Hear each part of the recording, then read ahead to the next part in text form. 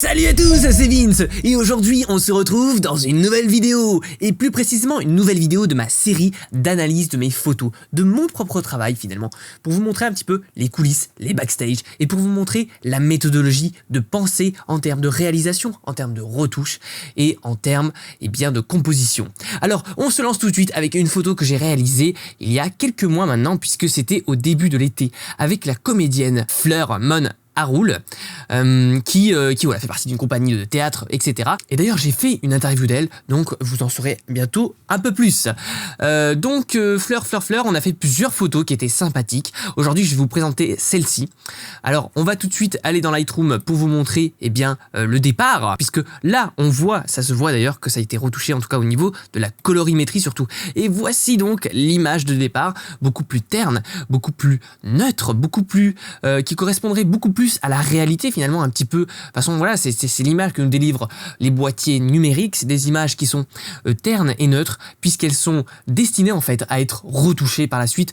En tout cas, quand j'entends retoucher, j'entends au moins modification des contrastes, des lumières et des couleurs, sans aller dans des retouches évoluées puisque de toute façon dans cette image, et c'est une des rares photos que j'ai faites où il n'y a pas beaucoup de retouches évoluées, type fluidité, type split frequency, type dungeon burn, type j'enlève des éléments, etc.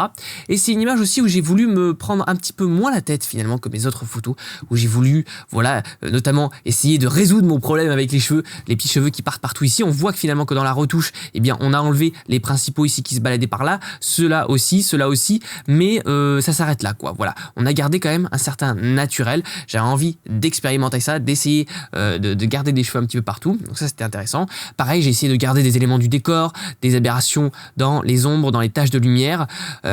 Pareil ici, voilà, j'ai essayé de garder un petit peu les formes de bokeh d'origine, etc. Tout ça que avant en fait je supprimais, donc on voit là un petit peu une évolution dans ma pratique, en tout cas moi je la ressens ainsi, et c'est intéressant les moments où vous ressentez comme ça des évolutions, puisque ça veut dire que vous progresser tout simplement.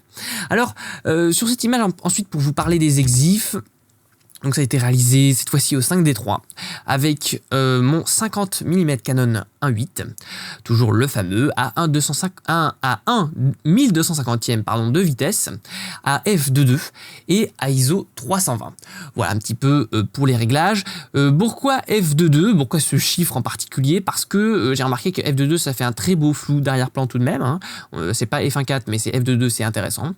Et surtout on est presque assuré que même si on est proche du sujet, puisque en l'occurrence ici on est très proche du sujet, il n'y a pas eu de recadrage dans cette image, de recroppage après en post-prod, on peut quand même avoir une grande profondeur de champ, en tout cas un sujet qui soit bien sharp, bien net, parce qu'il n'y a rien de pire finalement qu'un tout petit décalage de mise au point sur une photo où le modèle posait bien, où il y avait une belle lumière, etc. Et surtout, on ne s'en rend pas forcément compte sur le moment.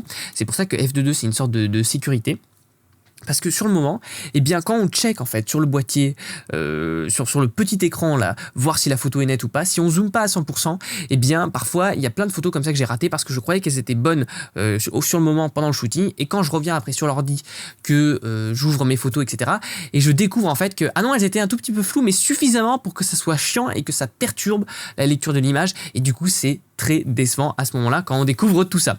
Donc vraiment f2.2 c'est une petite sécurité et ça nous permet, de toute façon si vous voulez plus de bokeh, f1.8 voilà, ça fera pas une grande différence puisque le maximum que ce 50 mm peut faire c'est du f1.8, vous pourrez en post-prod rajouter du bokeh artificiel. Aujourd'hui c'est tout à fait possible et c'est assez réaliste maintenant.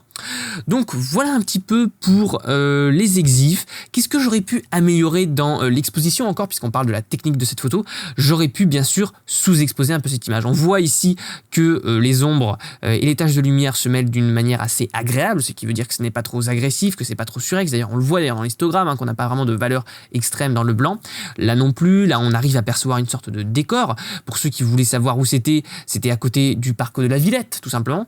Mais là on voit clairement que sur les cheveux ici, on a une grosse tache de surexposition, et ça c'est dommage puisque quand je réduis les hautes lumières en fait, je ne récupère pas cette matière, puisque vous voyez là, donc je récupère de la matière un petit peu sur la peau mais pas juste en dessous de l'œil ici. Donc là je vais augmenter la puissance du zoom, hop. non, justement, hop, en 1-1 pour que vous voyez mieux. Donc là, on voit qu'ici, c'est irrécupérable cette tache de lumière, mais sinon, bon, il y a un dégradé qui fait l'illusion, du coup, ça marche à peu près, on va dire, sur la peau ici. On sent qu'on a récupéré quand même de bonnes infos ici sur les feuilles, etc. Mais là, on voit que c'est vraiment du blanc, blanc, blanc, blanc. Et donc, c'est dommage puisque c'est de la matière qu'on ne pourra pas retrouver. Et d'ailleurs, dans la retouche finale, eh bien, qu'est-ce que j'ai fait? En fait, j'ai été un petit peu perfide pour le coup parce que j'ai augmenté les contrastes de mon image de manière assez importante pour presque cramer finalement tous les blancs qui étaient autour, les blancs dans le bokeh et les blancs dans l'arrière-plan ici, notamment même sur la chemise. Pourquoi? Pour faire un effet justement contraste, un peu un effet irréel, un effet rêve. Et du coup, ça noie un petit peu le blanc qui était cramé dans une masse qu'on accepte un peu plus. On accepte en fait que cet endroit soit cramé parce que le reste autour est très très blanc aussi, à la limite pareil de la surexposition, du clipping. Du coup, c'est moins dérangeant. Donc voilà, ça c'était une petite astuce, une petite technique. Et pourquoi? Alors aussi, donc on voit par rapport à la photo finale que j'ai aussi recadré l'image légèrement, voilà, avec un ratio un peu plus 16/9, et parce que là, en l'occurrence, il y avait trop de matière au-dessus. Qu'est-ce que j'aurais pu faire aussi dès la prise de vue? Eh bien, j'aurais pu cadrer un peu plus bas ici pour voir s'il y avait de l'information intéressante. Mais bon, finalement, dans le cadrage final, ce n'est pas si dérangeant que ça, donc pourquoi pas? Mais on voit aussi ce qui est intéressant dans le fait de retoucher la couleur de ces images. C'est pour ça que j'insiste tellement sur ça, surtout quand on part donc d'un fichier qui est de base en numérique. Eh bien, c'est qu'on peut faire apparaître littéralement des couleurs. Et par exemple, sur une image où les couleurs étaient assez complexes, parce qu'il y avait quand même du rouge dans l'arrière-plan, du bleu, du vert, du jaune à cause de sa chevelure, rousse aussi. Et là, en fait, déjà, on a réduit le spectre chromatique de l'arrière-plan, c'est-à-dire on est resté donc sur une base de jaune un petit peu teinté en monochromatique. Et ça vient en fait faire écho avec la chevelure que j'ai rajouté en fait du roux, j'ai rajouté du roux, et ça vient faire écho notamment aux ombres ici bleues qui ont été obtenues. Donc voilà, pareil, avec de la courbe, avec différents plugins qui permettent en fait de créer une complémentarité des couleurs qui rend vraiment beaucoup mieux que la photo d'origine. La photo d'origine au niveau colorimétrique, sans parler de la pose, de l'exposition, de la composition, ni quoi que ce soit, rien qu'au niveau colorimétrique, c'est pas une photo très intéressante. Et d'ailleurs, je l'ai passé plusieurs fois dans mon processus de sélection en mode bon, ouais, celle-là elle est moyenne, mais je vais la garder quand même parce que j'ai l'impression qu'il y a des trucs qui pourront être bien. Pourquoi? Parce que là, on décèle qu'il y a quand même une petite teinte, je sais pas si ça va se voir sur la capture vidéo, hein, et une petite teinte qui, on se dit que si on augmente la saturation, la vibrance, les courbes de manière intelligente et réfléchie, on peut du coup trouver des couleurs intéressantes à récupérer là. Et vraiment, ces ombres bleues finalement, ces ombres bleues claires comme ça dans le bras, eh bien rajoutent quelque chose à l'image. Il permet en fait d'équilibrer toute la composition.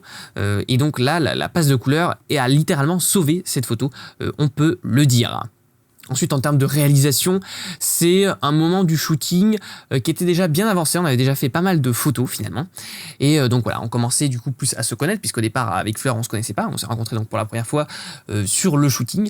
Et donc c'était un moment, en fait, il y a vraiment une période durant le shooting, et ça, j'aime bien ce moment, où en fait, on parle beaucoup moins. On parle beaucoup moins et on crée beaucoup plus. Voilà, on crée beaucoup plus dans le sens, voilà, on a appris à se connaître, on a appris un petit peu le parcours de chacun. On arrive sur un lieu qui est sympathique, avec une belle lumière, etc.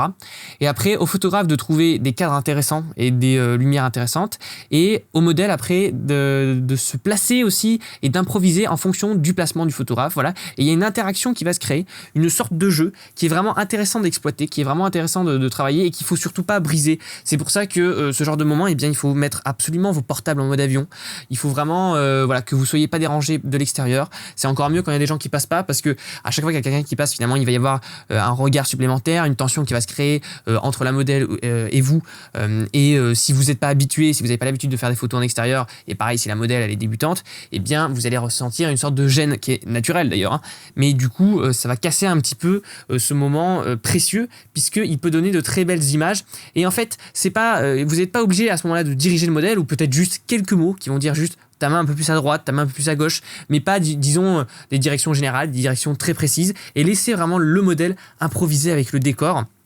Créer à partir en fait du décor, créer des poses, improviser, et ce qui peut, c'est vraiment un moment qu'il faut expérimenter, qu'il faut vivre, et vous verrez, vous serez encore plus accro après au shooting. Et donc là en l'occurrence, voilà, c'était pas du tout une pose préparée, c'était pas une pose que j'avais sur mon iPhone, c'est vraiment en fait, souvent je vous décris comment pour la direction de modèle que c'est intéressant d'avoir donc des poses dans son iPhone. Alors oui, c'est vrai, pour montrer sur son iPhone, peu importe, hein, son portable, son ordi, peu importe, pour présenter au modèle des idées, mais ça correspond à un moment du shooting. Et là en l'occurrence, ce moment moment du shooting, c'était pas du tout en mode on va partir d'un modèle, etc. On va partir d'un modèle de pose prédéfini et tout. Non, là c'est vraiment de l'improvisation, on se laisse aller en fait, on se laisse aller avec l'environnement et on cherche des idées qui peuvent être intéressantes. Voilà un petit peu pour la réalisation de cette photo. Et puis pareil, des photos de profil, j'en ai très peu finalement sur mon site, sur mon portfolio, mais cette photo là, je l'aimais particulièrement, donc voilà, on innove, on innove.